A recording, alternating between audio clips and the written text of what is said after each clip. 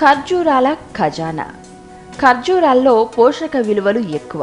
Calcium, iron, phosphorus, vitamin A, vitamin B పుష్కలంగా ఉంటాయి.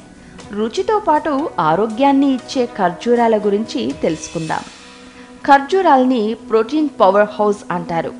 ఈ ఎడారి పళ్లకు ఓ విశిష్టత ఉంది. ఏ పండైనా మాగితే రుచికరంగా ఉంటుంది. అయితే ఖర్జూరం మాత్రం ఎండితేనే తీయగా ఉంటుంది. ఇదో సంప్రదాయ ఫలం. ఖర్జూరాలతో తయారు చేసే ఆహార పదార్థాలు రంజాన్ సమయంలో ముస్లింలు ఇష్టంగా తింటారు. ప్రపంచంలో చాలామంది ఖర్జూర ప్రియులే. శక్తినిచ్చే ఫలాలు. ఖర్జూరాల తీపికి ఎవరైనా పరవశం అవ్వాల్సిందే.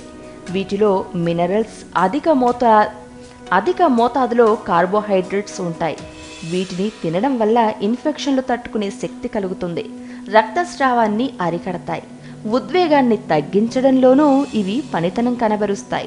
వీటిని తిన్న వెంటనే శరీరంలో శక్తి పుంజుకుంటుంది. అందుకే ఉపవాస దీక్ష పూర్తయ్యాక చాలామంది ఖర్జూరాల్ని తీసుకుంటారు. ఉపయోగాలు. ఖర్జూరాలలో ఔషధ గుణాలు ఎక్కువ. ప్రతిరోజు ఇవి తింటే కొలెస్ట్రాల్ తగ్గుతుంది. గుండె సమస్యలు దూరమవుతాయి.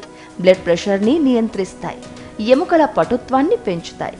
వీటిని తినడం వల్ల అనీమియాతో పాటు ఎలర్జీలు తగ్గిపోతాయి. రక్తహీనత సమస్య తొలగిపోతుంది.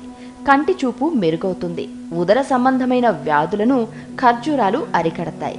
గర్భిణులు ప్రసవానికి 4 వారాల ముందు నుంచి రోజు కనీసం 4 ఖర్జూరాల్ని తింటే ప్రసవం సులువుగా అవుతుందని పరిశోధకులు చెబుతున్నారు. వైద్యంలో ఖర్జూరాలు.